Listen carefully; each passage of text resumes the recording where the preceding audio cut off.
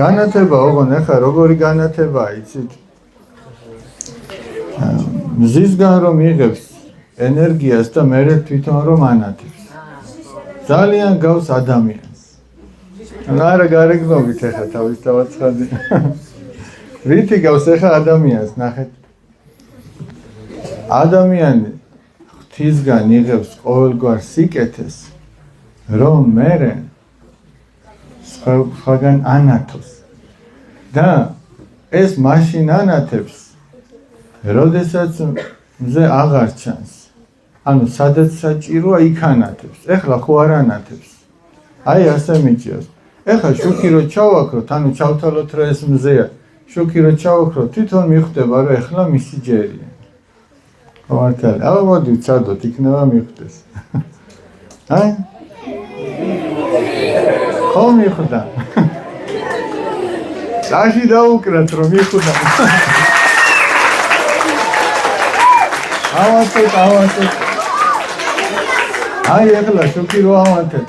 ხო მიხვდა რომ ყოველად ენერგია არ უნდა დაეხარჯა. მაგასაც ხო მიხვდა. მაგრამ აქ ერთი საოცარი რამეა კიდე.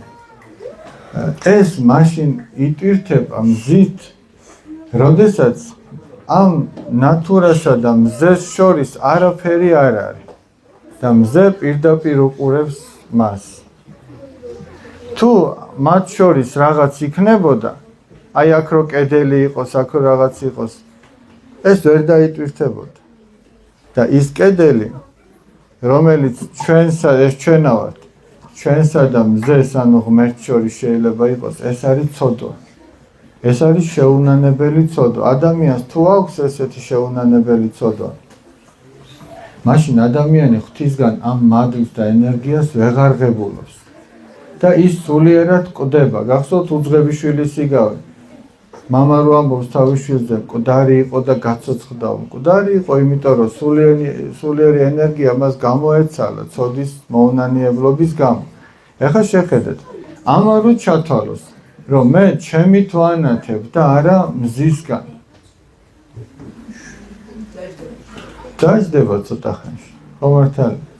ადამიანიც ესე გამოელევა ის ენერგია, რაც ღვთისგან აქვს და წაიქცევა. დაждდება, ვეღარ გაანათებს. აი თქვენს თვალებში რომ ნაპერწკლებია და თქვენ რო ანათებთ, ის აღარ იქნება, თუ ადამიანს ღმერთთან კავშირი არ აქვს. მაგრამ თუ ღმერთთან აქვს კავშირი, ის არასოდეს არ გამოილევა.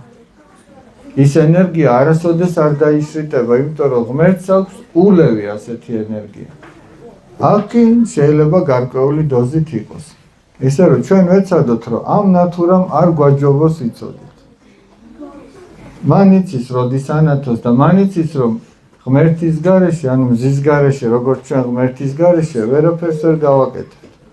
აი მოდი ეხლა თქვენ თვითონ რომ კარგად დაგამახსოვდეთ. მოდი ჩემთან, მოდი. შენ დაიჭირე. რატო ამბობ ეხლა? ამასიათ რაღაც ნატურა მქონდა და ბავშვებს ეგონათ. არა და მე არც მიფიქრია ეგ, მაგრამ ისიც ეგრე თავისით ანათებდა, როდესაც ბავშვები ხელს ჩაკიდებდნენ ერთმანეთს და ვიღაც ხო გახსოვდა. მერე თურმე ზოგიერთ ბავშვს გონებია რომ მამაო თვითონ რთავდაო და არა და მე ხელს არ ვადებდი არაფერს. თქვენ რო ერთმანეთს ჩაკიდებდით ხელს, იქ წრედი იქმნებოდა და ისიც ანათებდა. უხაროდა თქვენ რო ერთად ხედავდათ. სადმე თუ ხელი გაშვებული იყო, ეხაც აქ მაქვს ის ნატო. სადმე თუ ხელი გაშვებული იყო, ის არ ანათებდა. იმიტომ რომ ის ხვდებოდა რომ თქვენ ერთობა დარღვეული გაქვთ. თუ ხელს ჩაკიდავდა, მაშინ გაეხარდებოდა და ანათებდა. მოდი ეხლა შენ დაიჭირე. მე რო არაფერი დამაბრანო. აბა ეხლა ჩააქრეთ და თუ მიხვდება რომ უნდა გაანათოს. მიხვდა, ხო? აბა ანთებ. აჰა. ჭკვიანია, ვისაც უჭირავს მისნაირი ჭკვიანია. ამ შემთხვევაში ვისაც უჭირავს, ხო მართალი? ავდგეთ ვილოცოთ, აბა.